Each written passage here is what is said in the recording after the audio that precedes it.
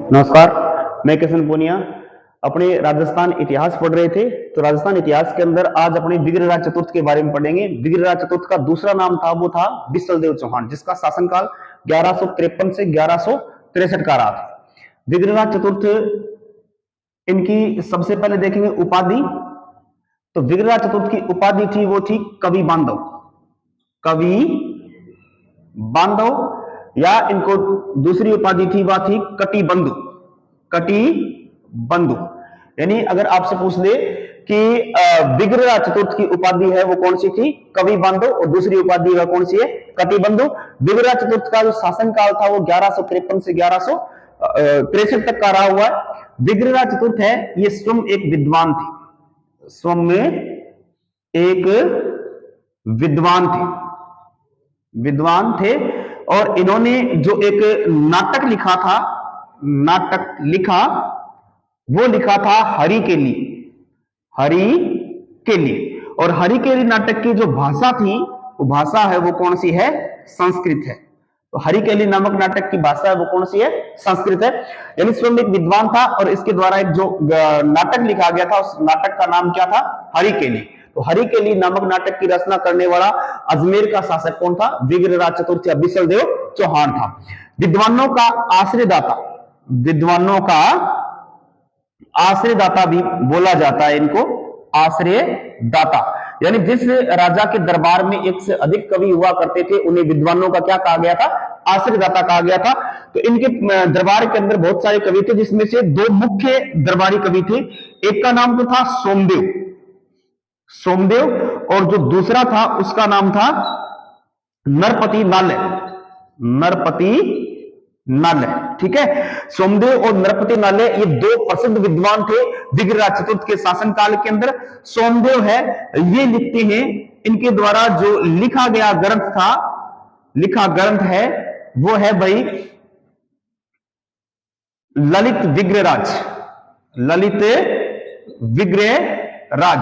ललित विग्रहराज की जो रचना की थी वो किसके द्वारा की गई थी, सोमदेव के द्वारा की गई थी। और नरपति नालय है, इनके द्वारा जो ग्रंथ लिखा गया था, ये लिखा गया था बिसलदेव रासो है, ये किसके द्वारा लिखा गया, नरपति नालय के द्वारा। फिर से देख लो अपने विग्रहराज चतुर्थ का शासनकाल 1153 से 1163 का रहा हुआ है। इनका जो दूसरा नाम है वो है बिसलदेव चौहान।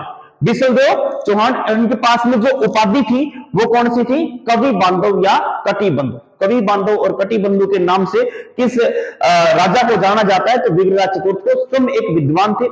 इन्होंने जो नाटक लिखा था वो लिखा था हरिकेली, और इनकी जो भाषा थी हरिकेली नामक नाटक की, वो थी संस्कृत।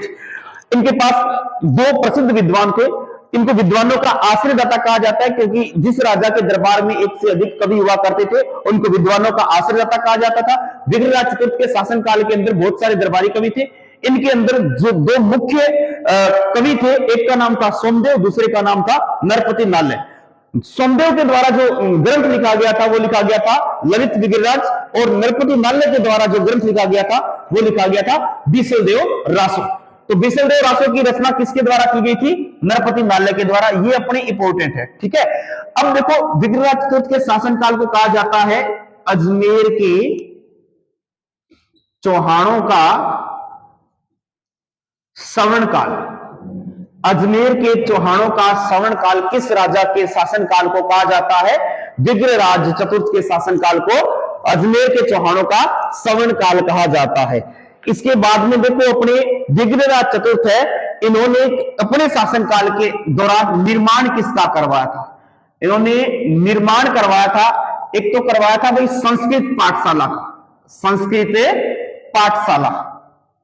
ठीक है, पूछ ले आपसे कि अजमेर में संस्कृत पाठशाला का निर्माण है वो किसके द्वारा करवाया गया था, वो करवाया गया था विग्रहराज या बिसलदेव चौहान के द्वारा।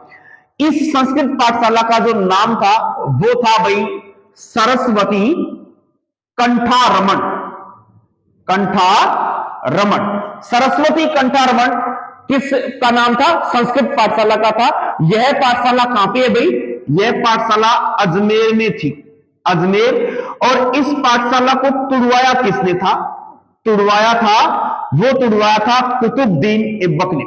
कुतुबुद्दीन ऐबक, कुतुबुद्दीन ऐबक ने इस पाठशाला को तुड़वाया और इस पाठशाला की जगह कुतुबुद्दीन ऐबक ने निर्माण करवाया था, वो करवाया था 2.5 दिन के झोंपड़े का, 2.5 दिन के झोंपड़े का निर्माण करवाया था, 2.5 दिन के झोंपड़े का निर्माण। यह किसके द्वारा करवाया गया था?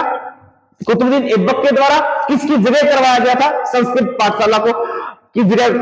यह ना, यह राजस्थान की प्रथम व अधूरी मस्जिद है, अधूरी मस्जिद।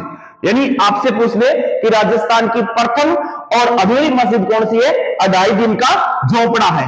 इसका दूसरा नाम है 16 खंभों का महल, 16 खंभों का महल। इसको 2.5 दिन का झोंपड़ा क्यों कहा जाता है? क्योंकि यहां पर 2.5 दिन का उर्स लगता है भाई, 2.5 दिन का उर्स यानी मेला लगता है, 2.5 दिन का उर्स या मेला लगता है, ठीक है। इसलिए इसको 2.5 दिन का झोपड़ा कहा जाता है। 2.5 दिन का उर्स लगता किसका है? पंजाब शाह का लगता है। किसका लगता है भाई? पंजाब शाह का। पंजाब शाह की याद में 2.5 दिन का उर्स लगता है, इसलिए इसको 2.5 दिन का झोपड़ा कहा जाता है। दोबारा से देख लो, अपने विग्रहराज चतुर्थ के द्वारा संस्कृत पाठशाला का निर्माण करवाया गया था। इस संस्कृत पाठशाला का नाम था सरस्वती कंठारमण। यह अजमेर के अंदर है। तुड़वाया किसने था? कुतुबुद्दीन ऐबक ने 2.5 दिन के झोंपड़े का निर्माण करवाया था इसकी जगह। यह राजस्थान की प्रथम व अधूरी मस्जिद है। 16 खंभों का महल कहा जाता है।